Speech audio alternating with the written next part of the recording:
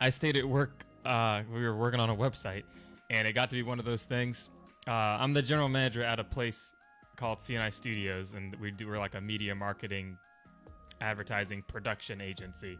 So sometimes I have good days, and I get to come home and be a family man, and then other days, everything goes wrong. Late today. This isn't even like the latest. Like, hun, what's the latest that I've, There was one night I just didn't come home, I think I just stayed. Oh, man. We were cleaning. There was a bunch of COVID stuff, so we were trying to clean and get ready to like reopen a couple of things and let people come inside. So I just cleaned everything. 7 a.m. 7 a.m. So those are fun. Far and few between. But at any rate, I'm here now. But who prepares? Who prepares for Lazy J's? Lazy J's the afterthought when you're like, oh, I can't do the normal one. But you're on today. Oh, I just realized what shirt you're wearing. You've got it's the OG. Oh, wait. Oh, no, I see what you're doing. There's like a bunch of spaceships. Yeah, I was going to say, I see what's happening. Where's the Star Wars? There it is. So, all right, we got Firefly. Let me put this on. Am I good here? If you can figure them all out. All right, starting from the bottom. Bottom left, I'm dumb. No, Battlestar Galactica, bottom left. Okay, X-Wing, Star Fox. Star Wars. Cowboy Bebop. Although I haven't seen it yet, so I'm a fraud. Oh. I'm a fraud, Sarah. I'm a fraud. I don't know the one. Wait, no. Mass Effect on the left. Firefly on the right. Doctor Who. I'm a sci-fi nerd. I got all them. Star Trek. Let's go. All right. Let's go. I'm impressed. I did not think I was gonna do good. Actually, I usually don't do very well. But you're on. Welcome to the Lazy J. I've been. I think since I had started doing the Lazy J, the first person I talked to was Joe Perugia. I learned how to say his last name on the first episode. He's the bartender at Glitch, who is a good buddy of mine because of the way that we met. I went to the bar one day. I didn't know who he was. He just happened to be the bartender that was helping me out. He asked me what drink do I want to get. He asked me what my name was, and I told him my name was Joe.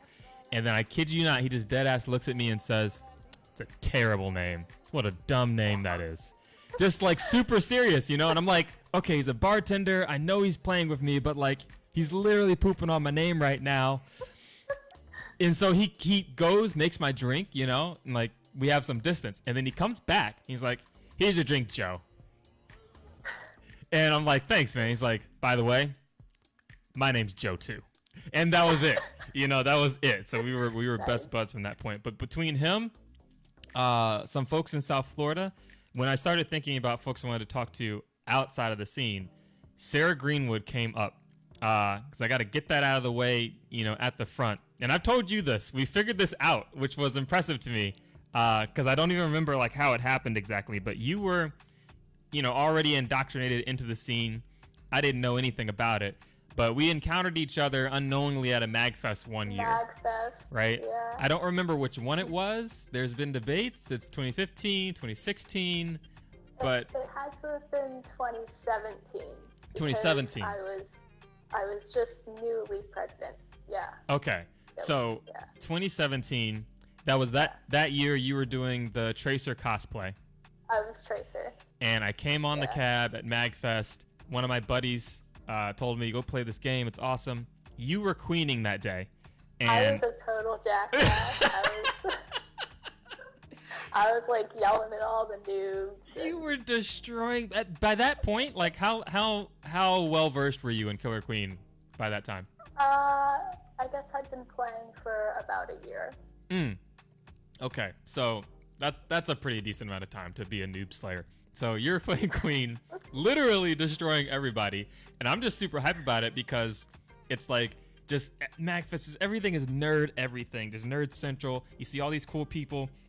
And I'm just watching Tracer play this game I don't know anything about, murdering everyone. And then I'm playing, like we got to play a little bit together. And all I remember was you just saying to me at that point, "Yo, yeah, get the berries and put them in the hole."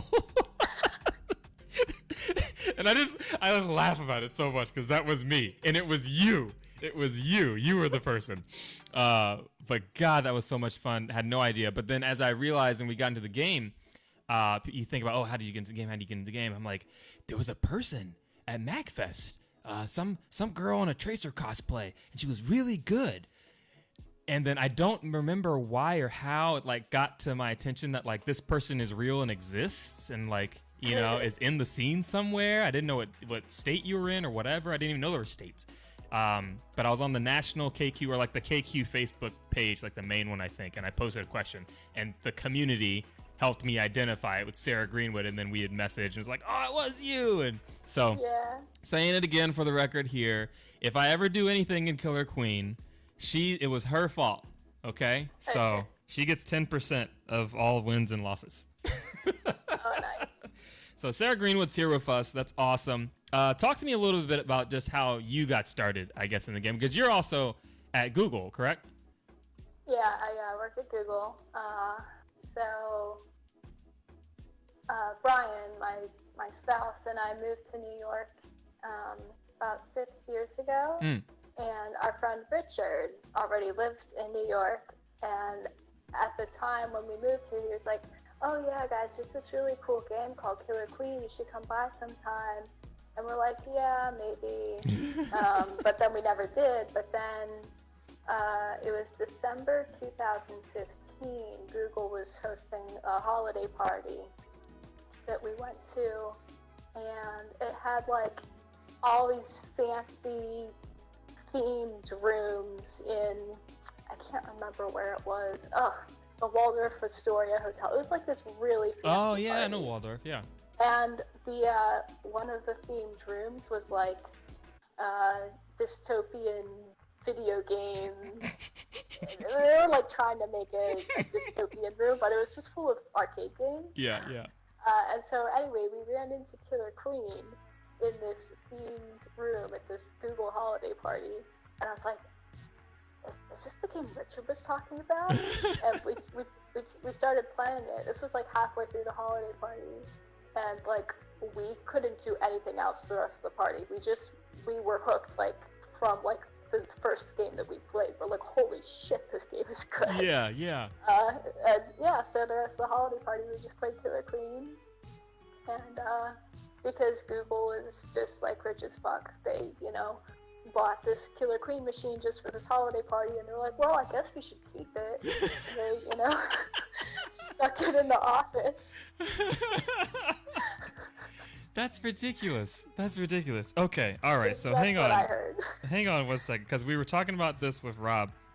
Rob was thinking, oh, maybe it was the MagFest or something like that.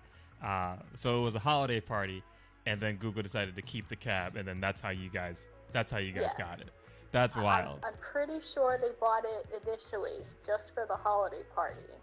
But yeah, the people who wanted to buy it, I think they had been introduced to it through maybe like No Quarter or something, the like indie game thing that happens in New York every year.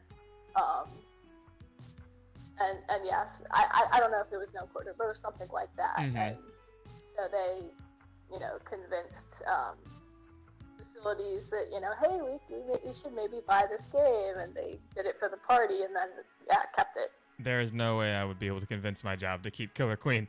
Hang tight 1 second. Yeah, I'm gonna mess with the audio a little bit. Title screen go. I love this thing. My buddy Floyd makes this. You can't see it, but it's up, and it just says the Lazy J.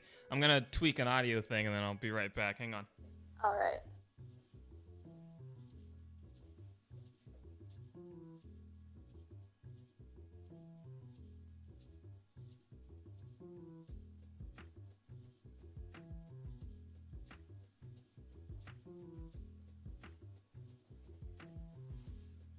Okay, there we go. Boom. Beautiful. God, I love being a one-man production. This is just great. It's not a big setup, it's not really a lot to do. I used to stream back in the day, and even then, that's still like a one-man production. Well, you got like your mods and stuff, I guess, but it's just like something about simplicity, I think, is attractive to me now. Just how simple is it for me to do? It looks like a nice setup. It's not, well, I'm a little biased, but I like it. I hope I like it. Spent some time on it. But it's good. It's good. So getting into some of that. Oh, I forgot to check and see what the drinks were. So, what have you got? I've got this. This is my second go on this. This is some sake, this good traditional rice wine tonight. Nice. Easy drinking. What have you got over there? I've been drinking a whole lot of rosé. Rosé. Yeah. Rosé. Into rosé, yeah. Baron Herzog, California. I found it on Fresh Direct, and I was like, oh, that's pretty good. Right, yeah. I've been buying it. No, yeah. rosé is delicious, man. People fake on rosé because it's all like girly, but it's delicious. Yeah. So it is delicious. When you're going around, so you had, let's see, we were talking about the cab and kind of how all that got started. You'd mentioned Brian at that point was there. You guys, when did you know, it was spouse now, but when did you guys get married? We've been married for just over 6 years. We moved to New York just like a month and a half, 2 months. 2 months after we got married. Okay. So yeah, cool. a little over 6 years. This is interesting. This is what I'm gonna call the triple tap edition of the Lazy J, and that this is the third one in a row, which I usually like never do. Like I'll be lucky if I do one. Yeah, I thought you were doing these once a week. No, yeah. I don't know. I just like I'm gonna stack them up this week, whatever. Triple tap it out. So it's cool. It's working. Yeah. But obviously I'm married. Rob's married. You guys are married. So like this is interesting. It's always interesting to me to kind of see the dynamic of married people who still play this game. Because it's a time sink, and it's like it's travel and it's activities and it's all this. My wife doesn't really play. Rob's wife doesn't play. Brian, does he play the game? He does play. He does. He plays almost as much as me. I mean, pre-coronavirus. Right. Maybe not almost as much. He plays a good amount. He plays a respectable amount. He plays like a normal amount. And then, so in terms of like your roles and what you doing, like what was your progression in terms of you are a hardcore, I would say warrior. I know you usually do speed, because who doesn't? But where did you like find your niche into the role of what you decided is fun for you in the game? Yeah, that's a great question. When I started, I was a objective runner, like all good starting Killer Queen players. Right. I ran Snail in my first tournament for the winning team of Coronation 2016. Oh, wow. My very first medal. Wow. But, I was just a literally objective runner. And after that, I was like, I think I want to play Warrior. And so that summer, I was like training up on Warrior and Speed Warrior specifically. Played Speed Warrior at KQ15. That was the Chicago tournament in the summer of 2016. Really enjoyed Speed Warrior. I had also been like dabbling in Queen a little bit. So after that, I was like, maybe I want to play Queen. Right. Turns out I shouldn't play Queen.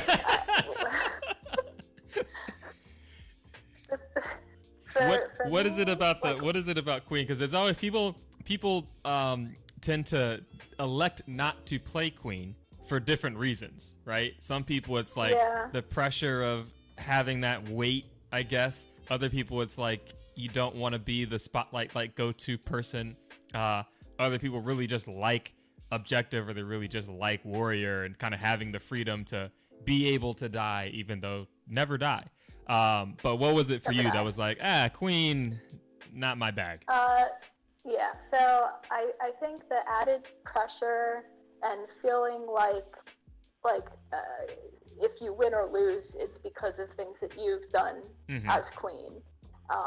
Just like really gets into my head, and I have the tendency to get nasty, to yell at my teammates if I feel like they're not doing the right things, and like try to shift blame off of myself onto my team. It's just very toxic, and I don't want to be that kind of person.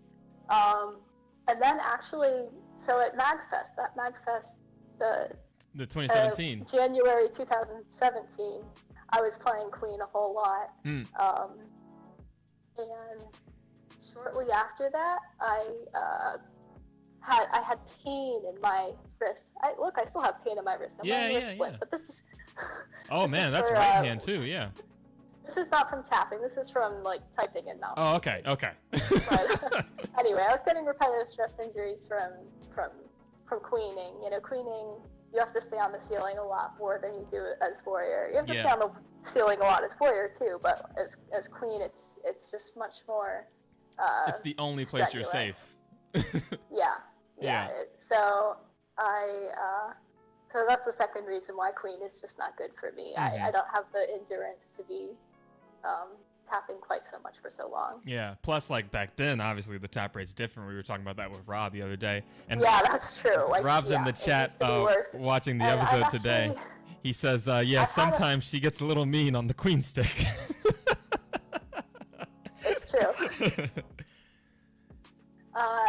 After they changed the tap rate so that you didn't have to tap quite so fast to stay on the ceiling, I never really like adjusted my tap for that. I just kept tapping in the same way. Oh. So, because like it's not a problem for me as warrior, I can just still tap that fast and like it doesn't bother me.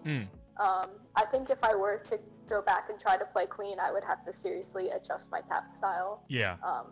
So that I didn't, break my arm. Oh, well, speaking of tap styles, since this is the triple tap Lazy J, what would you say? Are you a single tapper, a dual tapper?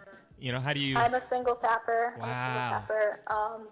I tap with 3 fingers and sort of like... You do like the vibrate. Jackhammer. Yeah. Yeah, so Tiana taps like that. Yeah. And, Tiana's always been a really good player when I first started. Mm-hmm. I looked up to Tiana. Tiana was a god, still is god. But I'm Tiana fucks me up. If I want to be a good speed warrior like Tiana, I have to tap like Tiana. Mm-hmm. And so because when I first started, I was just like tapping like this or like this. Right. Clearly doesn't work that way. Right. Or at least it didn't back then when you had to tap. I want to say our best speed warrior JP, he also does kind of like a 2-finger, together tap. Yeah, I think it works pretty well. I've tried to do that in certain circumstances. I've kind of experimented, but the queen tapping is always interesting to me because, and I guess warriors too, but maybe I just pay attention to the queens more to try to elicit secrets. But I'll look at folks like Kyle, you can just hear the thought process in all of his taps. He does like so many different taps, right? He does a lot of different ones, but like the one that I pay attention to the most is it's an open hand, it's like a slapping tap where he's like, like doing a very specific number. I've seen Woody do something similar to that too. And then there's the other ones that just like employ the variations of different taps at any time. They're like the avatar, just changing states. But it seems like, warriors, you got the swipe? I've seen people doing that, which I have no idea how people control it, but they do. Can't do that at all. Right? Then you have the people who can kind of like direct down, vibrate, and figure that out. That tires my arm super fast. And then, the kind of double, triple, and then the duels. We have one dual tapper, Jabin, in our scene that's a dueler. Yeah. And we got the triple tappers, too. I can't do it at all, but I know Austin Waters does it. I didn't understand this when I first got into it, but I've always the triple tap makes sense to me being a piano player. But being a piano player, I think my triple tap is different. And, piano player, I use that loosely. I don't play piano. I just have one in my house, and I took lessons once. But my tap goes from the index to the ring finger. And I've seen almost everyone else go from ring to index. Pretty sure they go from the ring finger to the index. I cannot do that. I can't do it either way. I can't do that. It doesn't make any sense to me. But it's interesting to see the different taps and whatnot. So you're doing Speed Warrior, man. Yeah, that's super experience because if that was KQ15 in 2016, by the time I had met you at MagFest, you're already like just a fucking killer. In New York, Coronation, you guys have done a lot. Obviously, you guys have been playing for a really long time. you mentioned Tiana. I talked to Rob. We talked about Sam and some of the other folks coming in. What's like your, I hate to call it a ranking, but like who are the people who you feel like in Warrior are just like the strongest? Maybe some names that like nationally other people haven't heard of as much as you yourself, Tiana. I think the two of you are probably like most forward in the mind. But like who else in New York specifically would you kind of say, oh yeah, no, I would watch out for this person? In New York specifically, so we already mentioned Tiana, Brian Wong. Brian Wong's won a lot of tournaments. Prashant. Prashant's definitely a good player. He's not like your traditional speed warrior kind of player. He's more of a jukey, crazy vanilla player, but he has like really good spacing and read. And Prashant, if I'm not mistaken, he has some Bumble Bash titles to his name. Does he not? Yes, he was on the winning team of BB3. Okay. Not too bad. As was Brian Wong. Yeah, Brian Wong, I know he's won one. And then, no, it's interesting. Andrew Kelly, Turbo. Oh yeah, Turbo. Turbo. Yeah, so I gotta get him on here at some point. He's got 3 Bumble Bashes. I don't. Yeah, 3. How do you? I mean, so the only one that he did not win was the most recent one, correct? There's only been 4. Correct. So he's been on the winning team 3. And I got a chance to play against Turbo in Phoenix. And I was playing with Pierre, so I was doing some like kind of anchor, vanilla warrior work poorly, I might add. But it gave me an opportunity to kind of see and whatnot. And we had some sparring matches, I want to say, with Turbo, and because I'd never played against him before. But there's certain warriors you can like feel their presence, especially as Queen for sure. But like fighting as otherwise, there's a couple warriors you can literally feel there's like an aura that comes through the game. And Turbo's was it was strong, man. It was really strong. So I got to kind of feel that while I was there. I would agree with that. Yeah, it's really wild. It's crazy. I think we got a chance to play against you a couple times. Not very often.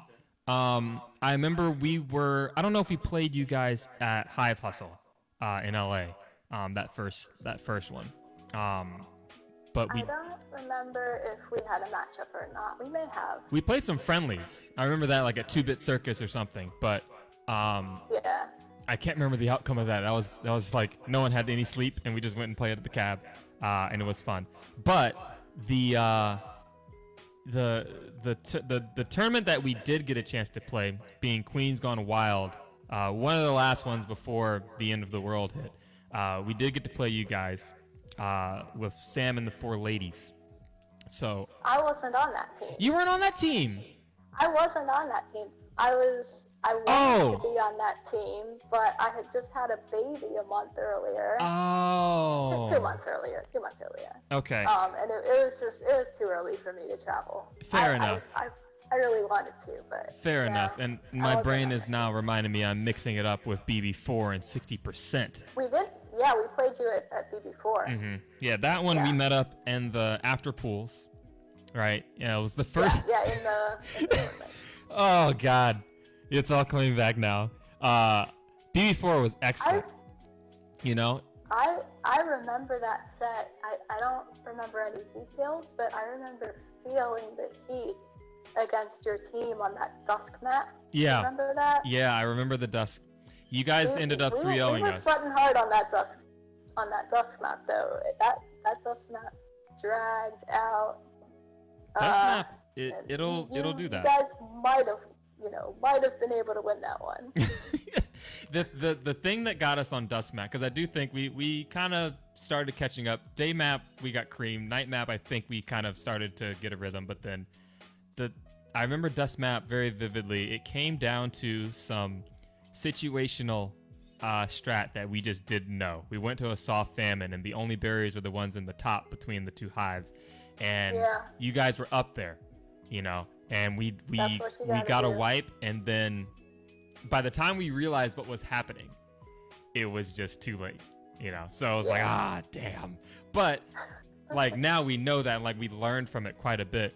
But I remember playing against you guys there, and then you guys went on to get second place at BB4. Yeah. Yep. The thing I really liked about that tournament was, and people always say, okay, you don't want to get in a pool of death. You want to make sure you have good chances. But I think our team, we had Nee Howdy in our pool. We had Rob's team in our pool from New York. Then we had Kyle's team in our pool. And Kyle's crazy. So between those guys, it's like, woof. And I think Tyler Maloney was in our pool too, so a pretty strong Phoenix team, and a couple, maybe there was another team in there, I can't remember. I think it was a DFW, or maybe it was an Austin team.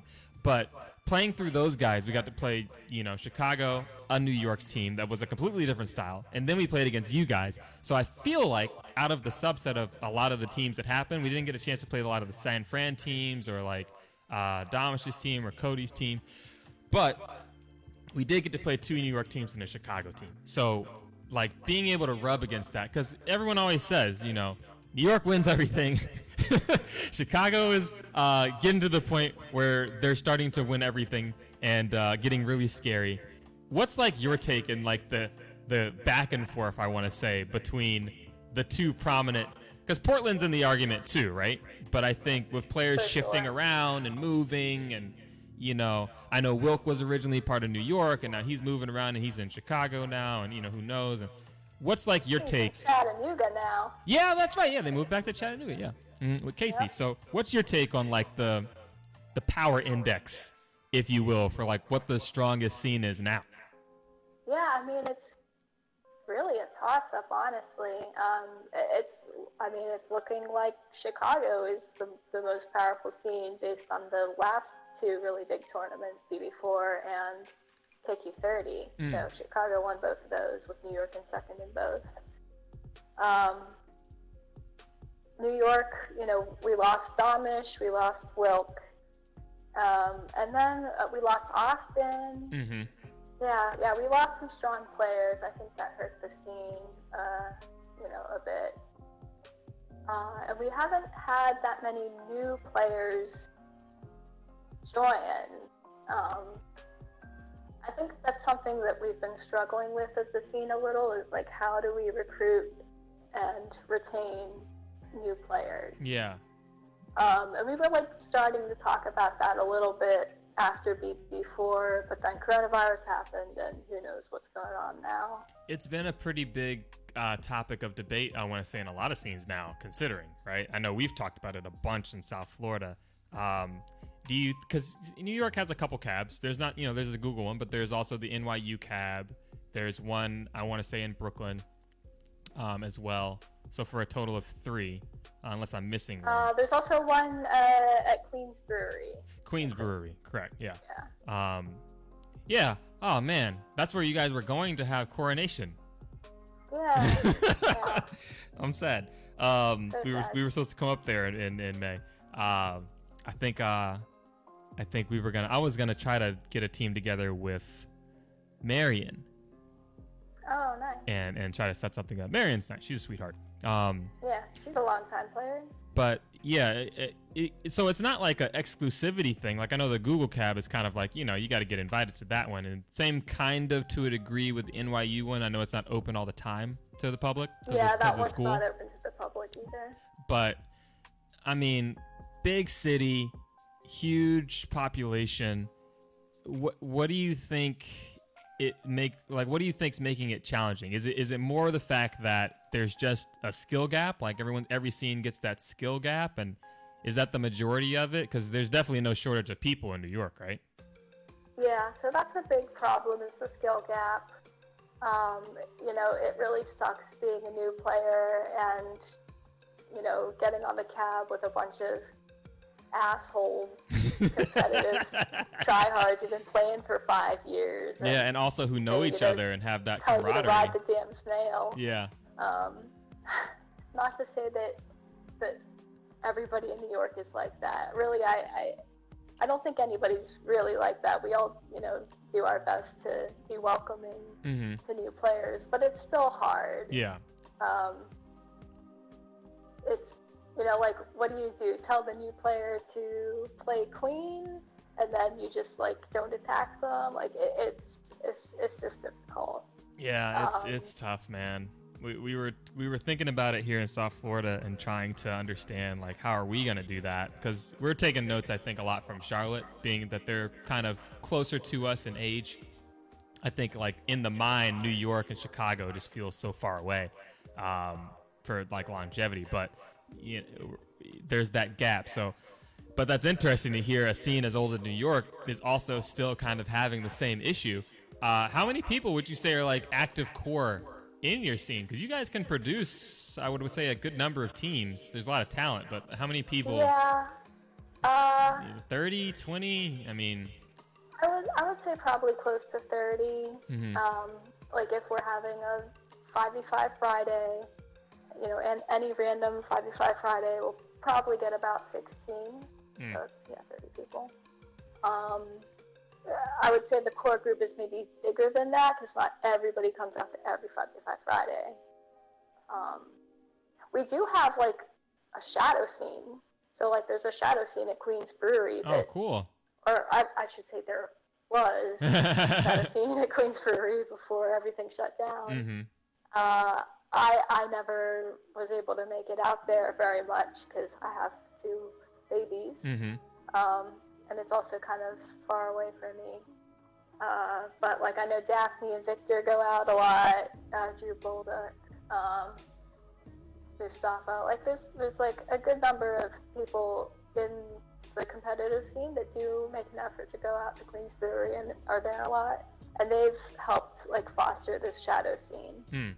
But I don't think that there was any like real success in bringing anyone from the shadow scene into the more competitive scene, maybe with one exception. So a guy named Max, nice guy, cool guy, started coming around to 5v5s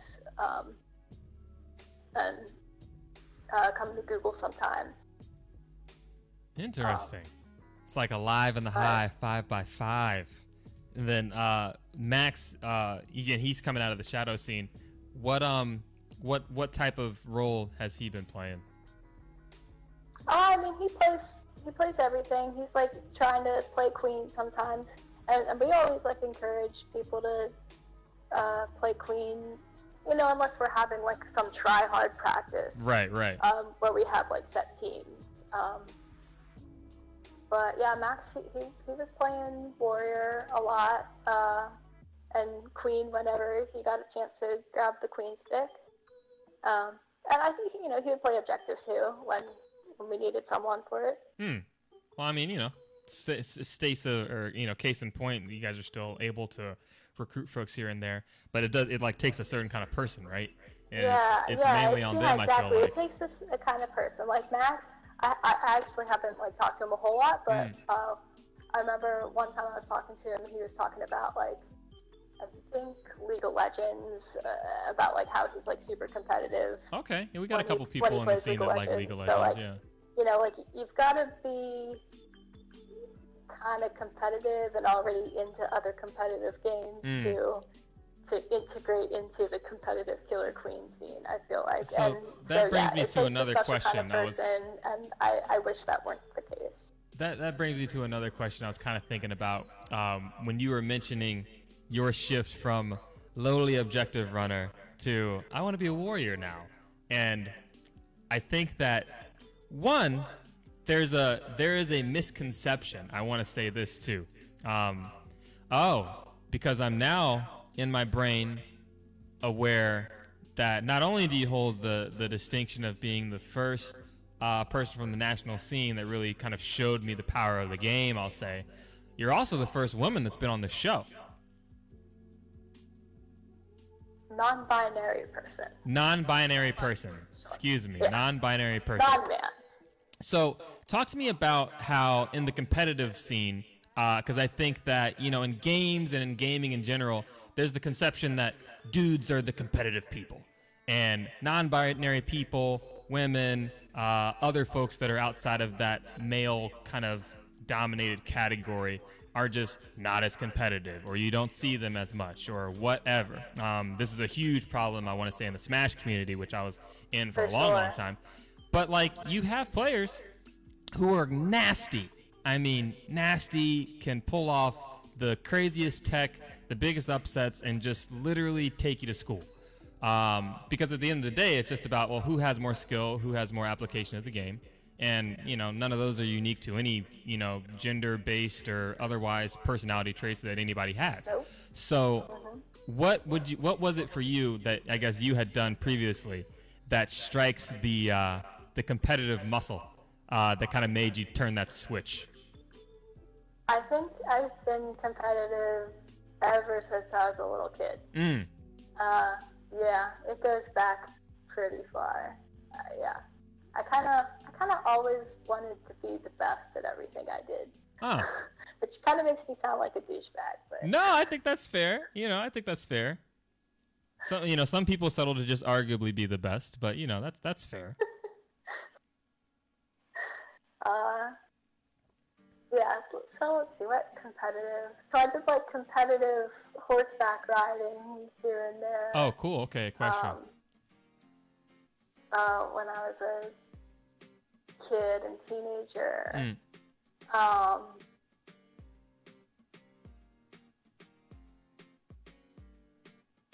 I never really got into competitive Smash, but I played Smash a lot with my friends. Okay. And for us,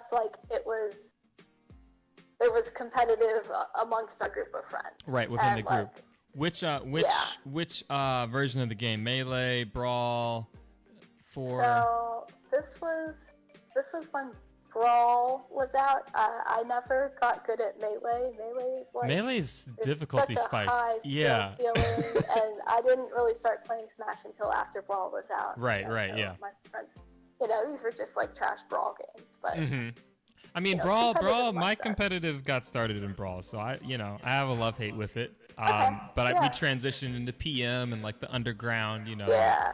But yeah, I agree. Melee, I don't have the. Oh, I forgot DDR. So DDR. I was really into DDR and In the Groove.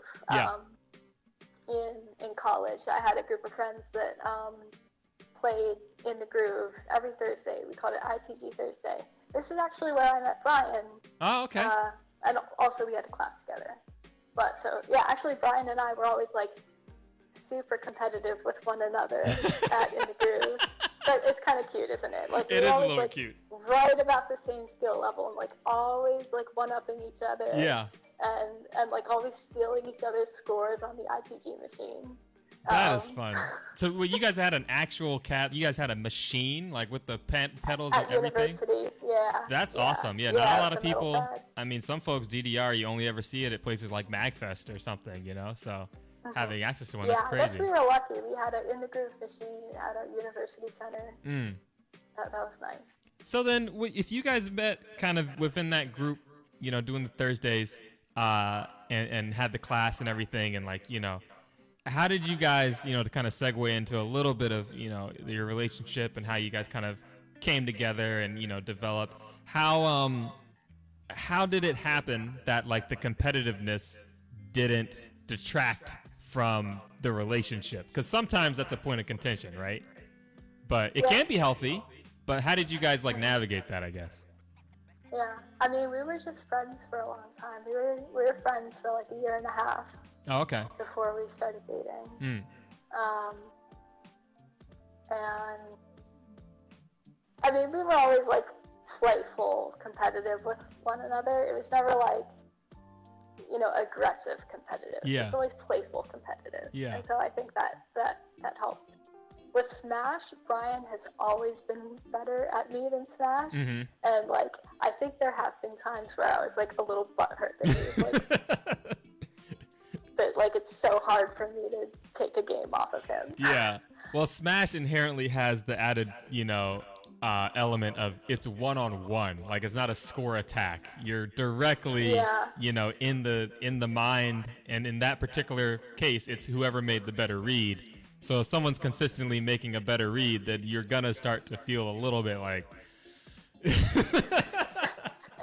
Yeah, he would always just say, Sarah, I have 10 more years of Smash experience than you, so don't worry about it. Yeah, by that point, Brawl, I mean, that's the third iteration of the game, so there's definitely some game IQ to ground to be made up there. We were talking about it a little bit in Rob's episode, but he was saying that there's a correlation, he thinks, between Smash Bros. And the style of that game and the mentality of it and Killer Queen, give or take, between you and Brian, do you see yourself kind of picking up on any similarities in the two in terms of the strategy Absolutely. or the reads, the mentality? Yeah, absolutely. I mean, like, both games are about spacing and about predicting what the enemy is going to do. About reads. Mm-hmm. So, yeah, very similar in those ways. They're both fast-paced. I wonder if you have a particular read in Killer Queen that either you've been known to make or that's just kind of like a fun one that you like to pull off. Like for me, there's the Okie Doke, which is spreading across, and I'm very proud. But the read, I think Tiana was commentating at Queens Gone Wild about it, where the Okie Doke comes in many forms, and it's not necessarily like one particular thing, but it does involve baiting your opponent into doing something that they immediately actually get punished for. That like seems like they're doing the right thing, but actually this was the worst thing I could have done. So that's always, whenever I pull a scenario like that off, that always makes me happy. What's like a read that you have been doing in Killer Queen? One of the like earliest reads that I became well known to do is just like if queens are bumping, like I predict, if the queen bumps once, the queen's going to bump again. Mm-hmm. And I'm going to come up and get the horizontal pitch. Mm-hmm. Or I'm already there, so it's just right.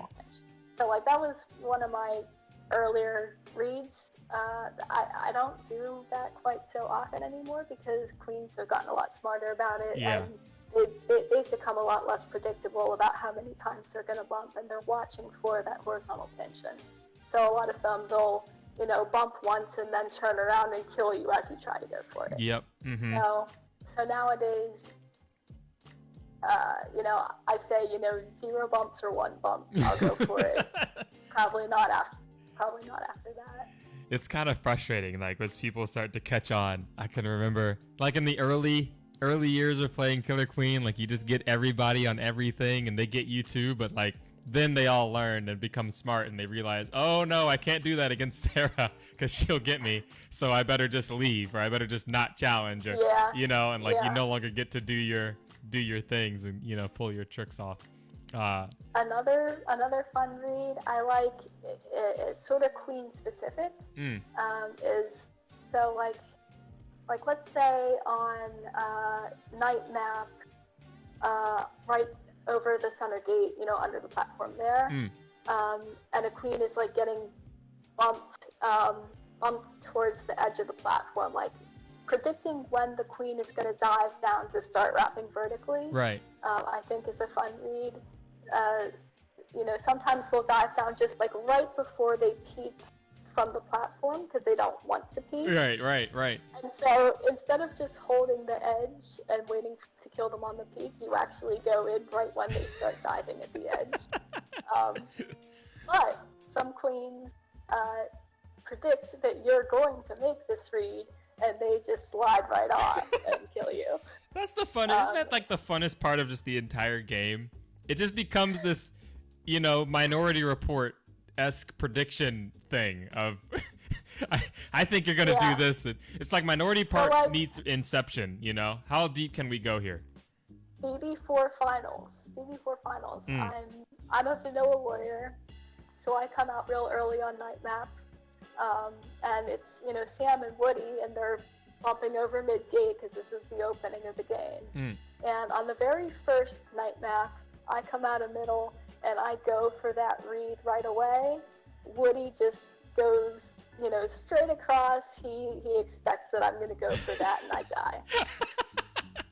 The second night map, I'm like, all right, Woody's got me figured out. I'm not going to do that. Right. And I hold the edge, and I think he does dive out that time.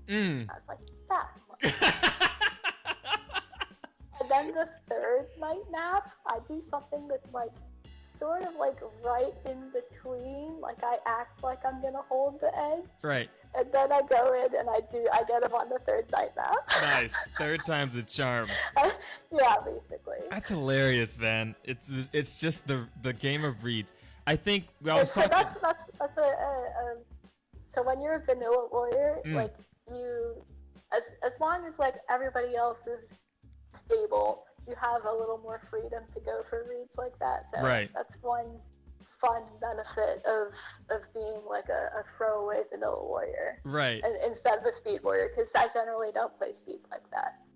That's just funny. I think we were talking with Amar, was part of the Triple Tap series here, and we were talking about like what's fun in the game, you know, like what's fun for you is maybe different than what's fun for somebody else, but like it's always about trying to protect whatever that thing is, you know, like keep that little flame, you know, going, because as soon as it goes out, then if you're not having fun in any competitive sense, then you know you really start to question, why am I doing and putting so much time into this thing and going through the heartache of, you know, ups and downs with it.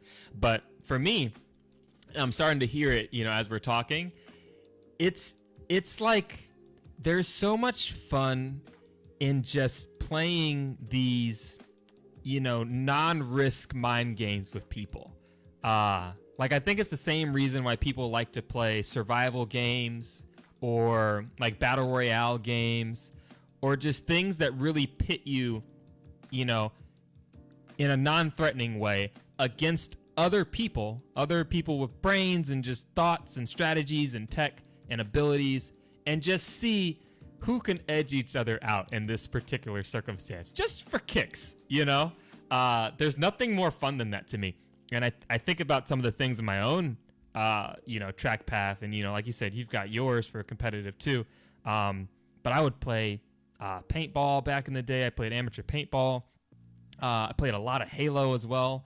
And then like some unconventional things like Halo, but like duos, like the 2-on-2 mode, where it's just a completely different game than when you have a full team of 4, and just different things like that, and trying them out. So whenever I'm thinking about it for Killer Queen and things like you're talking about, yeah, it's fun to listen to and also to experience on your own the reads and the mind games that happen between people. And I think that's what keeps the game so fun. And that's why maybe some other games fail, where like you get bored of them. You know, it's like, well, why is that? It's fun at the beginning, but then it stops being fun. It's like the reads aren't varied enough, you know, or something's not, it reduces, you know. What would you say is like in terms of competitive and like on that level of reads outside of Killer Queen, what's been like your most fond activity? Maybe it's a game, maybe it's something else, maybe it's stocks, I don't know, that's reads too, but like what's like an interesting thing outside of Killer Queen that involves that mentality? Outside of Killer Queen, I mean, that's a hard question for me because I don't want to like pull the mom card, but like I don't have time for anything other than work, kids, you know, family, and Killer Queen. Like those, up until coronavirus, like those were the 3 things that I got to do: work, family, and Killer Queen. Is there anything in work that brings me that sort of excitement? I don't know. Maybe you could classify like some of the engineering problems I encounter at Google as being intellectually stimulating in that sort of a way. Yeah, I don't have that many hobbies. Well, you mentioned the mom card, and I was thinking you were going to take that to a spot that you didn't quite take it, so I'll get us there, because I definitely want to talk about that. That's a huge part of your being, and I know you had posted some stuff on Facebook with your kids, and what your older one in particular playing some Mario, and we were looking at that, and I saw other people commenting. I think Damish commented in there, and I was just like, being a person who has, you know, who's an uncle, who has kids, you know, that are in my family. I don't have my own, but it's like I'm always thinking about, at what age are children able to make the cognitive awareness, you know, from their brains to their motors in their hands and sync that well enough to actually play video games. Because they always want to. Anything you're doing, they want to do. 2.5, right? According to my daughter. 2.5. 2.5. So your daughter at 2.5 is miles and just like, I mean, yeesh. Because then there's also the concentration metric too, right? Like kids, they just get so amped up. They just get so, and then they stop thinking about what they're doing, and they just get caught up in the fun of whatever it is, and then everything else goes out the window. But I remember watching that video, and like, she had a really interesting way of, because it's on the circle pad. She's playing on the 3DS. And so it's not a joystick, traditionally. It's the circle pad. It's flat. If you guys don't know what that is, it's like a flat, imagine a flat joystick. And there's times where you can tell she wants to just like pinch it, to control. But it's hard because it's flat, so you can't get a lot of area. So she's like moving it in certain ways that are very specific to what she's doing. And I was watching that. I'm just thinking, this kid is a legend. Like I've seen kids use their entire hand to like, I've seen them just like, just do all kinds of, kid things, that are just highly ineffective. But, it's kids. They don't know. But just seeing your daughter like, make these very calculated maneuvers. In Mario, there's momentum. We talked about this. People don't understand. When you make a jump in Mario, you're no longer holding. You have to kind of counter the momentum in your jump to land in certain platforms. Otherwise, you just slide around and fall off. She was doing these things, And it's just like, how much of that is mom? Because I think coming back to what we were talking about before and the mind games and the reads, it's really interesting to see how like kids approach problems that you've already approached, right? And you see their gears turning and they figure it out for themselves. I think that's another element that kind of goes back to what we were talking about. Yeah, it's been like amazing, mind-blowing watching her learn how to play Mario with like very, very little instruction or guidance from me or from Brian. I mean, we taught her like, jump on the Goombas. If you fall down this hole here, you're gonna have to start over. Like very basic things kind of like that. The law of the land, Yeah, but she, very early on, we taught her, if you want to jump from here to here, you need to press this button and hold the joystick over so that you're moving and jumping at the same time. That was something that took her a while to understand. But once she understood that, she just started like completing entire levels. That's wild. Yeah, and like she uses power-ups. Like I didn't teach her how the fire flower works. She just got the fire flower, and she's like, oh, when I make the red fire, it kills the enemies. When you say it like that, it sounds like something from the 100. When I use the prime fire, it destroys my enemies. Wife put me onto that show. But no, you're absolutely right. Words, but absolutely amazing. We actually started her on Super Mario 3D World, I think is it called? Oh, wow. Yeah. From the Wii U or? No, this one's also on the 3DS. 3D Land. 3D Land. 3D Land, yeah. So she's not as good at this one, but when I watch her play this, she clearly does understand that there's a 3D element. So I watch her move Mario forward and backward. Like there's this, narrow little bridge with swinging spiky balls, and she had to come over this way and then walk across the bridge without getting the spiky balls, and she figured out how to do it. 3D Land is not an easy game. I mean, no, I will say she's not making the sort of progress in this one as she did in. If she was, I mean, hey, get her a job because she should be working. But we also tried to start her on Smash, but she just throws herself off the stage and that's the thing, right? In Smash, characters. you have to know how to like. That's the biggest thing. That's anybody. Like Smash Bros.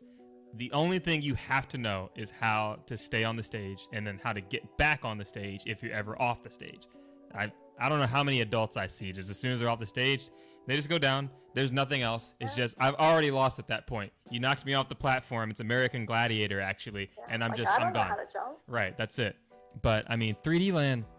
My sister-in-law can't play 3D Mario. I mean, since Mario 64, there is some kind of a gear that some people do not have to understand spatial rules in a virtual world that are more complex than 2D.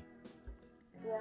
So like, it's different. You know, she's smart, she's intelligent, she's our producer at CNI. She can get you a giraffe in 2 hours in Miami. Wow. You know, like she's talented.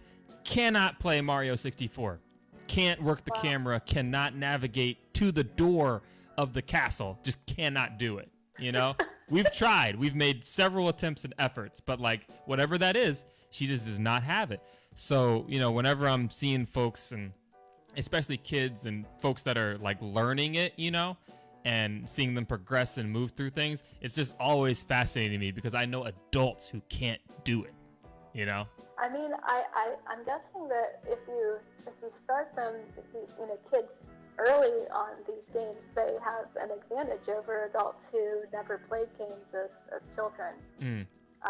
Because, you know, kids' brains, they're like sponges. They learn everything so fast. You know, kids who grow up with parents speaking multiple languages, they just learn all the languages that their parents speak. Right. And, you know, nowadays, if I were integrated into a household that spoke 2 languages I didn't know, I'd just be screwed. Rip. Donde está el baño? Necesito el biblioteca. I think that's all I would be able to say. Why do they teach you? Where is the light? Like, I don't understand. Donde está la biblioteca? We'll never need to know where the English library is, let alone the Spanish one. Library? Like, you know, they teach you so many things. But no, that's cool. So you're still within, like, see, 2.5. So yeah, you're still in the window of new mom, right? I think that window goes for like maybe 3 years, or at least till one of them starts, you know, talking back to you.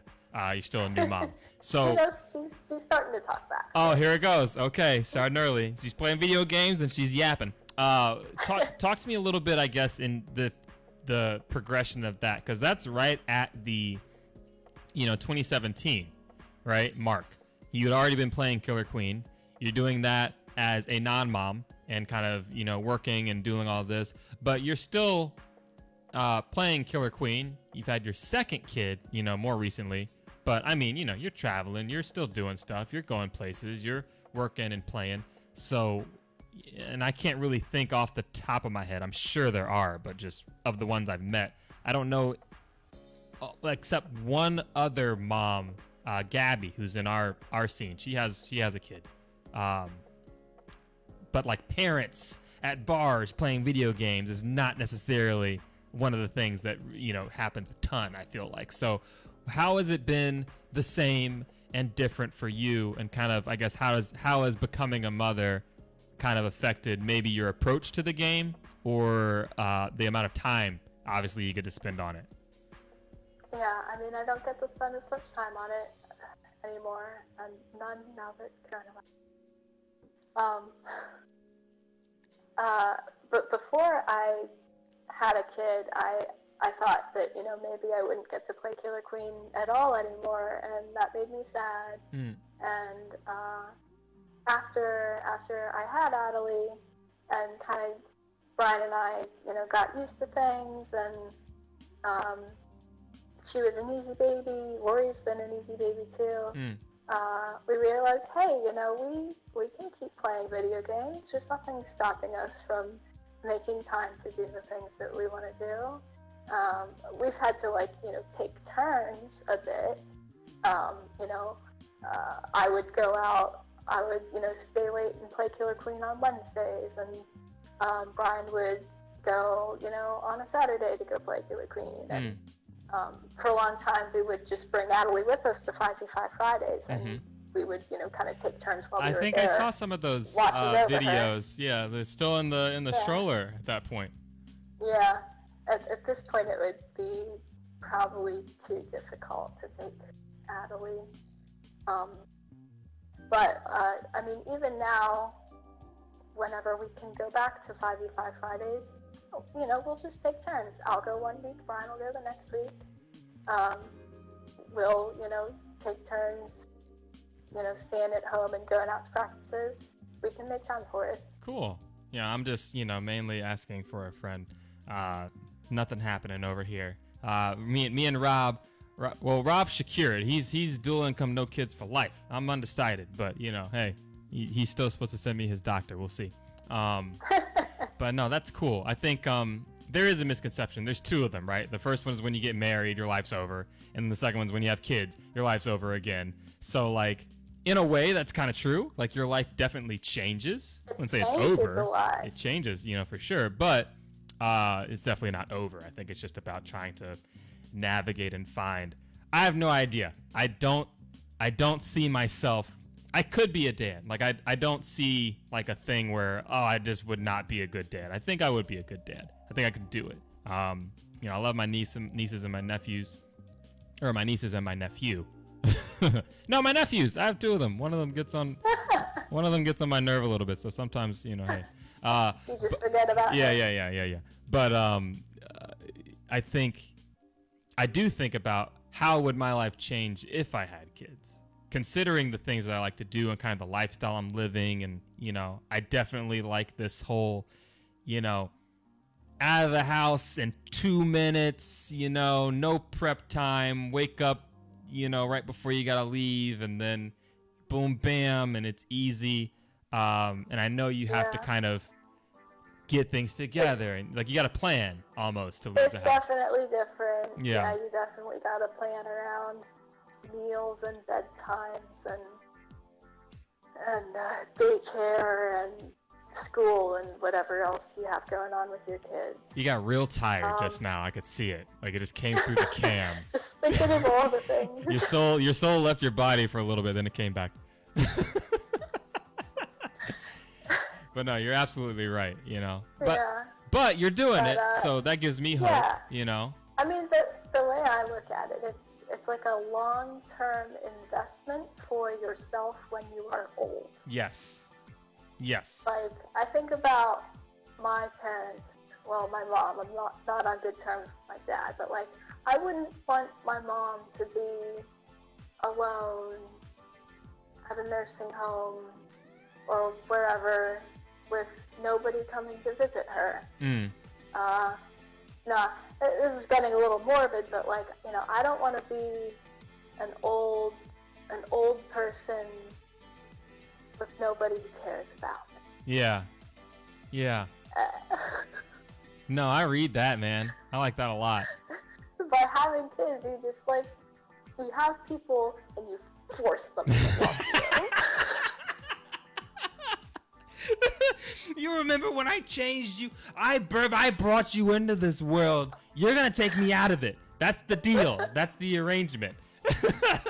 No, that's fair. That's true. I think on a more lighthearted note, like I'm really looking forward to our family life in, I don't know, 5 to 10 years from, maybe not 10 years, but like 5 to 8 years from now, when our kids are a little more self-sufficient. 5 and 7 or 6 and 8. And we're like starting to do like family board games together and actually playing, 4-player video games together and like doing fun things as a group at home without having to go anywhere. So the real trick is, where's number 3? Because Killer Queen's a 5-man game. So I mean, where is it going to be? Clan Greenwood. You're gonna be running 4s. Just not even playing around with that one. Not even like leading into the joke. Just, yeah, probably not. We're good. I'm good. I love it. I love the honesty. It's so good, man. My brother, he every chance he gets, Joe, don't do it. whatever she says is not true. Every time he gives me crap. But no, that's interesting. So let me segue from your family life here and talk about a few things. From South Florida, we have had a transplant. Our South Florida transplant, Deanna Lopez, had some ties with New York, I think, while she was down here anyway. But she moved up there. She's playing with you guys now. She's been kicking butt and taking names and, doing a really good job. How do you think, as a curious South Florida scene person still today, how has it been? Because I know people move around, and it's not the first someone's moved to New York from another scene, I'm sure. But for South Florida, what would you say about Deanna from the time that she had first moved there? From your perspective, I know you've teamed with her here and there, to now, and kind of like seeing that progression, and then, how has it gone, and kind of what are your thoughts there, about her as a person coming from South Florida, and now she's a New Yorker. Yeah, Deanna is amazing. I love Deanna. I feel like ever since she moved here, it's like she just became a New Yorker immediately. I feel like It was in there a bit, Yeah, it's like New York lives in her heart somehow, and she belongs here. No offense to South Florida. I mean, none taking now, considering. I don't think anybody wants to belong to South Florida right now. Yeah. As a player, I think that she has improved a lot over the past year, and learned to play with difficult people better. I don't want to say difficult people. I guess I should say she's learned how to take criticism better, and play on a more competitive, structured team. I don't know how try hard South Florida is, but probably not as try hard as New York. Probably not, or at least in a very, very different way, I think. Yeah. I think New York, and it's interesting you said that. You mentioned and there's varying degrees of difficulty, right? I think I'm kind of understanding what you're saying in terms of the personalities and people and meshing all those together. It's hard to take five people, it's definitely hard. And just make it work in a competitive setting, and especially keeping it all intact, post game. So, but structure, New York has long been known, I would say, at least for the entirety of my KQ career, whenever South Florida got its cab, that New York is the structured scene. New York plays the structured game. They play the style of play in New York is a cool, calculated, almost robotic, but very precise, to the measurement type of situation. Versus now, I would say, in contrast to Chicago, is playing a more kind of wild, aggressive, they get you on the unexpected. I didn't think they would go for that, because why would you do that, but it worked out or whatever, versus if you get locked out against New York on day, what is it? No fun. No fun allowed. So she had to come, I guess, from South Florida, being a new scene, which is definitely more, I'd say, in the wild, rambunctious, playing for clips and just, doing weird shit. I wouldn't say we're necessarily known for our teamwork yet. We're working on it, but making that transition, you would say maybe was a little bit tough.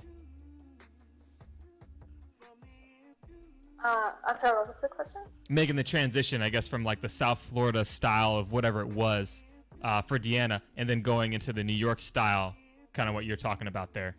Yeah, I think she definitely, I don't want to put words in her mouth, but I think that she struggled with that. And she's become more disciplined, and learned how to be smarter about her beats, I guess. You can't assume that every queen is going to fall for peaking and so forth. You have to adjust your play style a little bit based on who you're up against. And if you're up against some of the best queens in the country or here in New York. So like the shots that work in South Florida generally don't work in New York. Mm-hmm. And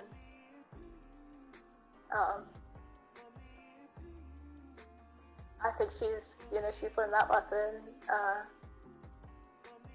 This is weird talking about Deanna. Well, it's interesting. Can I say that she's like so good at horizontal pincers? Yeah. Like she's way better at them than I am now. Like I used to be good at them. Really? Okay. Now, So yeah, like, no, you mentioned that was your move. Good at them. Yeah, I used to be good at them. Now I'm not. Now Deanna is. Yeah. Like I'm too scared to go for them. I don't always have the response time to get them on top tier on top one. Right. Deanna's like she's always there for it. Yeah. And that's really impressed me. Rob is chiming into the chat. He says especially as vanilla. Yeah. Yeah, she gets them as vanilla. No, that's wild. That's crazy. Yeah, it's interesting. We still kind of, Deanna will come up in conversation here and there in South Florida. Especially, Queen's Gone Wild, since we got to play against her and on that team on Sam 4 Ladies. They ended up getting second. We had some really close games. But every once in a while, we kind of we'll check in, just see, okay, where's she going? What's she doing? And, so we'll kind of keep that tab. Deanna was an old teammate of mine. I don't know how much you know about us. But she was an old teammate of mine on Arguably, went to Hive Hustle. We had a bit of a falling out. We hadn't spoken in a little while there, but after Queen's Gone Wild, we talked, and it's one of those situations where you don't necessarily think you're gonna just go back and be good buds with people, but you kind of come to an understanding, and it's like, okay, you can exist in the same plane, and it's cool, man. So, I'm glad to hear that she's been doing well, as a person that's coming out of our scene into a scene like New York. Because we've also had people move away, and one of my other teammates, Brando, I don't know if you ever met him, but he had played on my secondary team, Fire Nation, and great guy. He took a rock climbing job. His whole job is you go to a rock climbing gym. He's the asshole that creates the paths and puts the pieces on the wall for you to climb. He builds the courses, So he took a job in Asheville, and it's like, man, Asheville, they don't have a scene out there. He's telling us they don't take care of the cab. It's really shitty, and so if someone's gonna move anywhere, you would hope they move to New York or Chicago or Portland or one of these scenes that's really invested, and so they can keep playing and doing well. I mean, even in New York, so the Wonderville cab, the cab out in Brooklyn, it's not maintained very well. People are always, putting their drinks on it, spilling their drinks on it. Buttons are constantly sticky, sticks are constantly broken, and it's not because nobody's maintained the cab. A guy named Jack in the New York scene, he's been buying parts for the cab and getting out there, or at least before coronavirus again. He had been going out there and doing maintenance on the cab pretty frequently, but he just couldn't keep up with the amount of beer that gets spilled into the buttons. Yeah. And the owners of the arcade just refused to tell people not to put their drinks on the cab. So we have problems like that here too. Yeah. I think and everybody's bar is different, and the rules are different and things are different, but man, I cannot understate how spoiled South Florida's been. And I know there's other great bars out there, but when you're, oh my God, you guys are. When your venue, when your venue ownership is into the community and into the game at that level for no other reason, they just take care of it. They protect it against people. They get on your ass if someone's on the thing. They get on us. We forget sometimes, and it's just nice to see. So hopefully, hopefully that turns out. It makes me feel sad for Brando, but it'd be like that sometimes, I guess. Getting to the little bit of a wrap here. It's been super fun talking to you. So much stuff. I want to do a little bit of rapid fire here. A little rapid fire session. Shake it up a little bit. So rapid fire. I'll just name off some things. Just give me the quickest, fastest answer that you can think of. We'll start with some easy ones. I'm stressed out already. Mission accomplished. Rapid fire always freaks people out. They're like, "Oh God, don't ask me my political affiliations." Don't worry, I won't. So I'll start with some easy stuff. So real quick, okay? Nintendo, Sony, Microsoft. Nintendo. Oh, good answer. We can continue. Did you grow up with Nintendo? Yeah. Did you like have, NES and all this, or did you grow up in one of those households where Nintendos were banned? Grew up with Nintendo. Also have played PC games. Okay. But Okay. Cool. All right. Next question.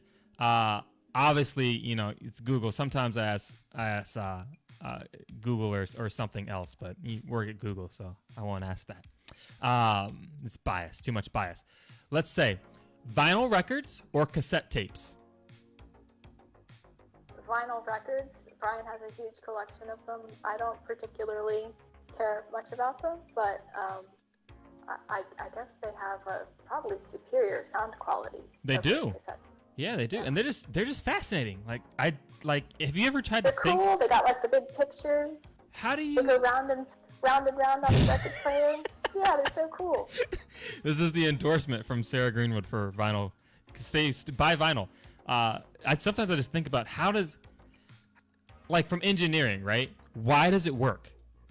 How does it work? It's a needle that's on a piece of plastic that has grooves and it makes sound. That doesn't make any sense to me. But someone, that's pretty wild. Someone figured this out years ago, and we're still doing it today. It doesn't make any sense. And it sounds great. Yeah, it's crazy. Okay, let's see. Next rapid fire here. I want to see about doing a KQ related one. How many Bumble Bashes have you been to? Have you been to all of them or not? I've been to 3. I missed BB2 because it was less than a month after I gave birth to Adelie. Okay. So that was a no. Okay, you missed BB2. Yeah.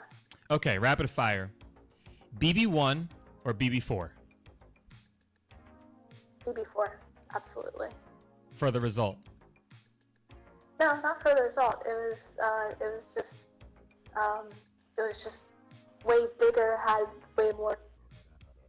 Yeah, it had way more people. Way more teams. Way more cabs. So much cab time. Wow. Yeah. So many cabs.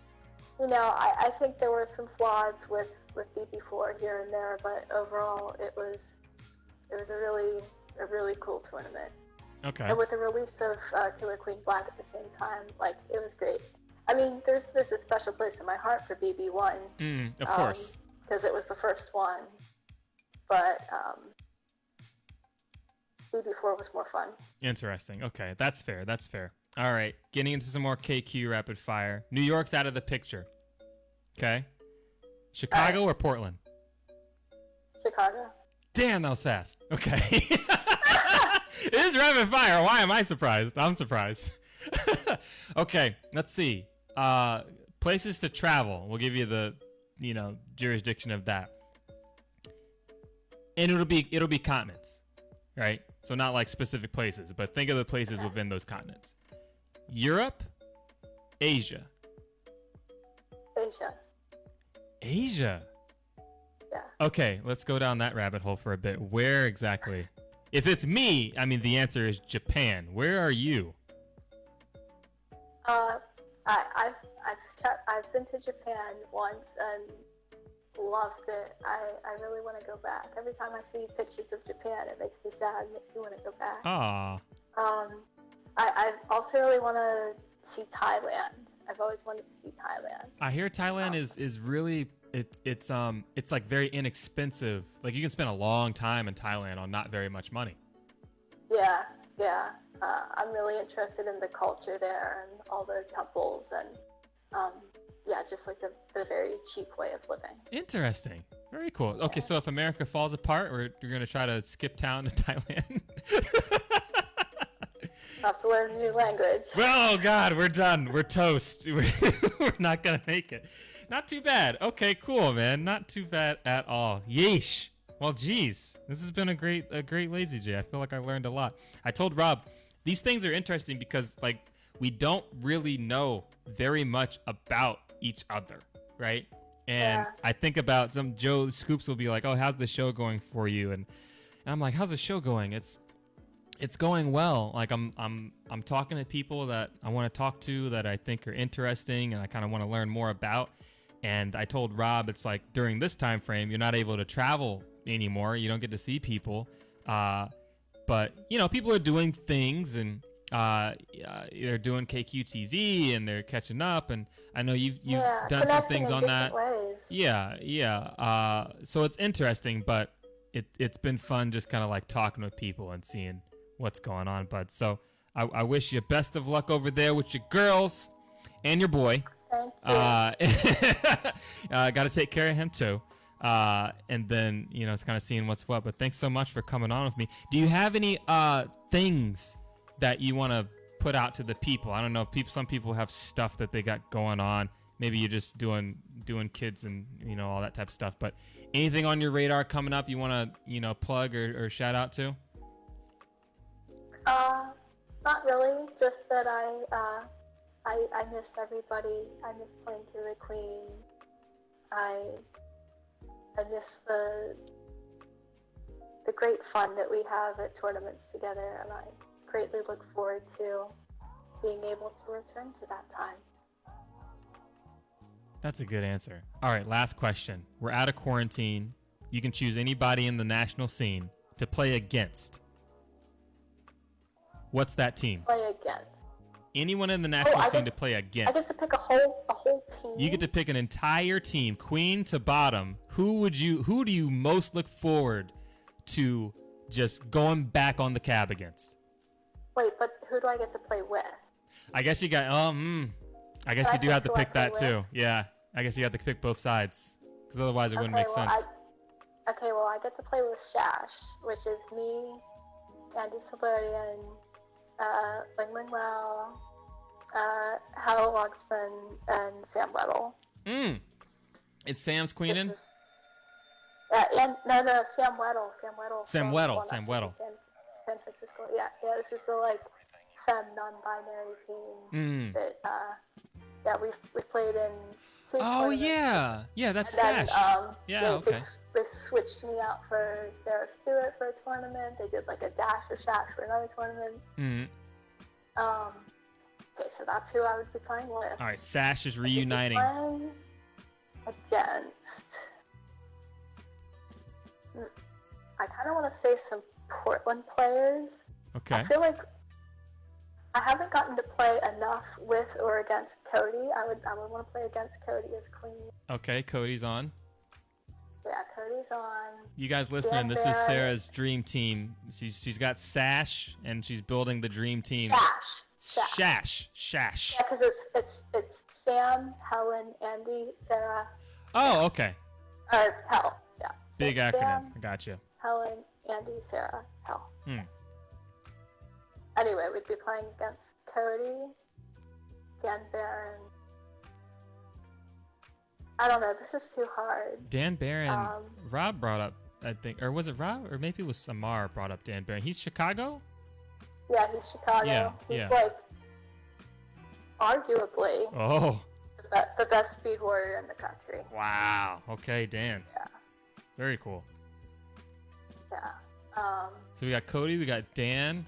Who's objective on this team? Who's objective? Probably Rob. Newhouse. No, because I played too much against him. Because he's in New York.